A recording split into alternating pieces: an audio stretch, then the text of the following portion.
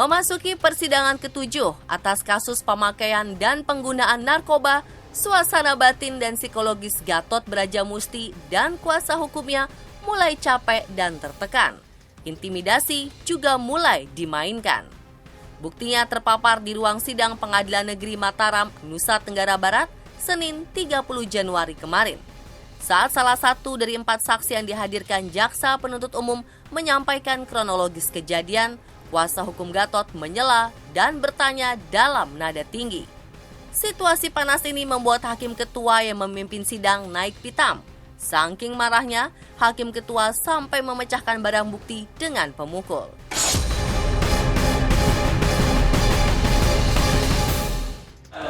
Itu jam berapa itu?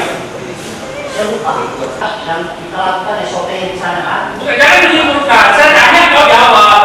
Saya Sudah tidak ada rasanya ya, bentar-bentar ya. Selamat ya nanya ya, saudara ya. Ya, hanya pelan-pelan ya. Saksi juga penjara ya. Ya, paksa begitu ya. Hanya pelan-pelan. Kita kan lanjut.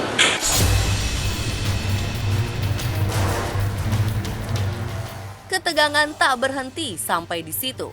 Gatot yang digerebek saat pesta narkoba di sebuah hotel di Mataram bulan Agustus tahun lalu menolak barang bukti yang dihadirkan. Berkali-kali mantan ketua Parvi ini menyangkal barang bukti berupa alat hisap sabu adalah kepunyaannya.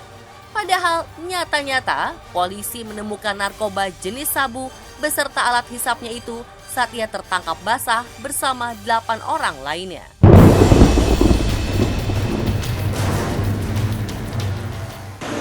Ini saudara tidak akui?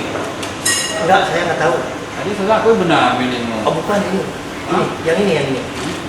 Ini milik saya. Saudara temukan di mana yang saudara lihat ini ditemukan? Kamar ya, kan nanti nggak apa-apa ya. Ya mungkin itu, kalau mungkin udah lama.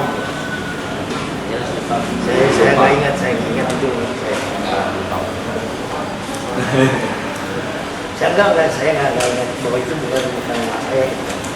Ya. Kan ada macam-macam itu. Ya yang milik saya, yang bukan milik saya masa saya harus mengakuinya kan? Ya. Yang bukan milik saya ya saya nggak tahu. Mungkin itu ceceran dari mana juga tahu saya.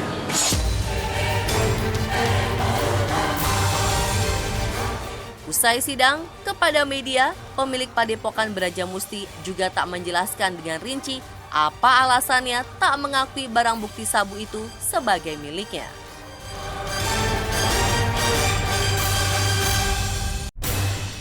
Termasuk sabu itu sebenarnya dari mana itu? Nah, pertanyaan itu udah pertanyaan yang tidak perlu saya jawab ini. Nah, ini bukan hakim.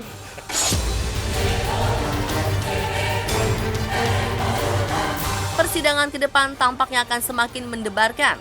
Menurut rencana, dalam sidang ke-9 Kamis lusa, pengadilan akan menghadirkan saksi lain termasuk Reza Artamevia, penyanyi sekaligus muridnya yang ikut tertangkap dalam penggerebekan tanggal 28 Agustus silam.